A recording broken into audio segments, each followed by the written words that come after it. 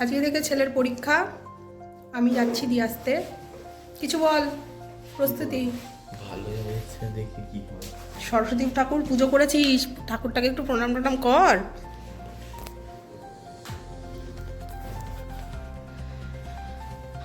করেছিস? যাই হোক, এটা হচ্ছে নতুন স্কুল।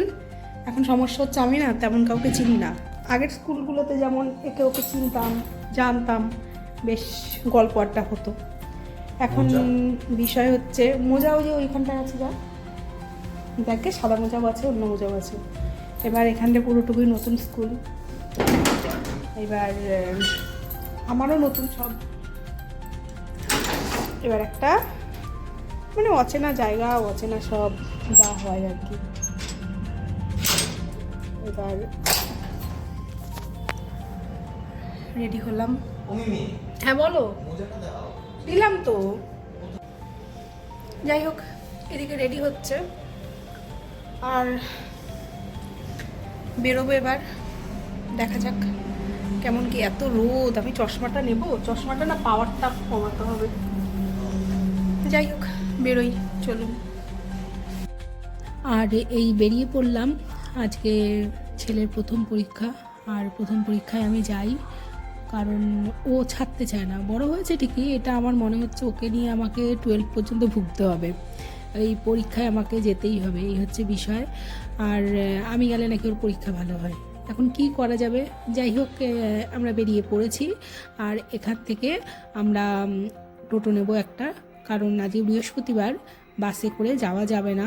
বস্ত্র মার্কেট, গোহাট এই দুটোই আছে, যাওয়া যাবে না, না হয়তো গেট করতে পারে। তাই প্রথম পরীক্ষায় আমরা টোটো নেব। এমনকি পরীক্ষার কয়দিন একটু টোটোতেই ইচ্ছে আছে, আসার সময় বাসে আসবো। আর এই বেরিয়ে পড়লাম। এখান থেকে আমরা আরেকটি টোটো পাল্টাবো রেলগেট থেকে, কারণ এইখানকার টোটো ওই ভেতরে মানে শহরের দিকটা ঢুকতে দেয় না। তো যাই হোক, আর এখান থেকে আরেকটা টোটো আমি নিয়ে নিলাম। এবার আমরা একদম সোজা স্কুলের গেটেই নামবো। আর সবাই প্রায় চলেই এসেছে।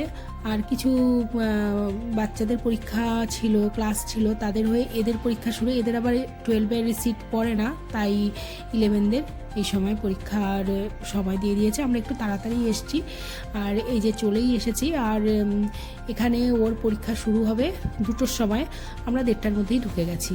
আর 30 মিনিট সময় আছে, ও একটুখানি সবার সাথে গল্প করে নেবে, আর দেখবে যে কোথায় সিটটা পড়লো কি না কি। যাই হোক, যেগুলো থাকে একটু প্রথম দিন একটু আগে আসাই ভালো। এই যে প্রচুর মানুষ বসে আছে। আর সত্যি বলতে কি, এইখানটায়, এই যেখানটায় আমি এখন বসতে যাব, এই যে এই জায়গাটায় কিন্তু আমার ক্লাস 5 থেকে ক্লাস 10 পর্যন্ত এটা আমার বসার জায়গা ছিল।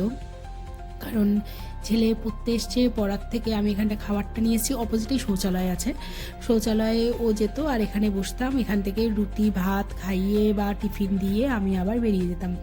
আর ওর পরীক্ষা শুরু হয়ে গেছে, তো আমি ভাবলাম যে তাহলে আমি এখন একটু ওই চশমার দোকানটায় চলে যাই, কারণ চশমাটা আনতে হবে।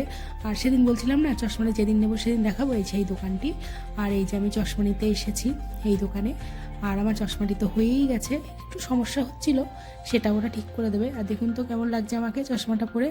আমার খুব পছন্দ হয়েছে, কারণ এই চশমাটি আমারই এক পরিচিত মানুষ পছন্দ করে দিয়েছিল, বলেছিল যে তুমি এটা পরো, ভালো লাগবে।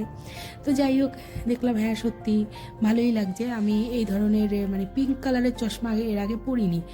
আর এই যে বারবার দেখছিলাম সামান্য একটুখানি কুচু নিচে ছিল, তো ওরা আবার ওটাকে কিছু একটা করে দিল, ওই কাচটা খুলে। আমি সঠিকটা ভালো জানি না যেহেতু ওদের বিষয়, তো আমাকে বললো যে আরেকবার পরে দেখো। দেখলাম যে না, ডান দিকের চোখে তাও একটু সমস্যা হচ্ছে। ওরা তারপরে কাচটাকে খুলে সুন্দর করে কিছু একটা ঘষে দিল হয়তো, তারপরে ঠিকঠাক হয়েছিল আর কি। আর সে আজকে তো বিল পেমেন্ট করতে হবে, করে আমি চশমা নিয়ে আমি আবার ওই বসার ওখানটাই বসবো। আর এইবার বিপাশাদি আসবে বলেছিল, তাই বিপাশাদির সাথে দেখা করলাম। আরও বাকিদের সাথে এখন দেখা হয়নি, তবে এখন যেহেতু স্কুল এক একজন আর এক এক রকম হয়ে গেছে, তাই 16 তারিখ আর 20 তারিখ ইচ্ছা আছে আবার সবার সাথে দেখা করব। আর এইবার আমি চশমা পেয়ে গেছি, আর ওইদিকে সবটাই মেটানো হয়ে গেছে। এইবার আমি বেরোবো, বেরিয়ে আবার সেই ওখানটায় বসবো।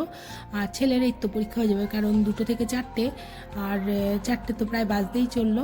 আমি এখান থেকে না হাঁটতে হাঁটতে মানে কলেজের থেকে এই ফ্র্যাঙ্ক ক্রসের পাশে পর্যন্ত আমি হেঁটে হেঁটেই এসেছিলাম দুপুরবেলা করেই, কারণ খুব একটা গরমও নেই আর ইচ্ছে করে হাঁটলাম, টাইম পাসটাও হবে আর কি। আর এই পরীক্ষা হয়ে গেল, হওয়ার পরে আসলো, এসে বলছে যে না ওর নাকি ভালোই হয়েছে, মোটামুটি যেটুকুনি দিয়েছে ঠিক আছে। আর ও তো একটু বাংলা ইতিহাসটা ভালোই পারে মোটামুটি, দেখা যাক কি হয় রেজাল্ট, সেটা ওর বিষয়, বা কেমন লিখেছে সেটার বিষয়। আশায় তো আছি ভালো হোক।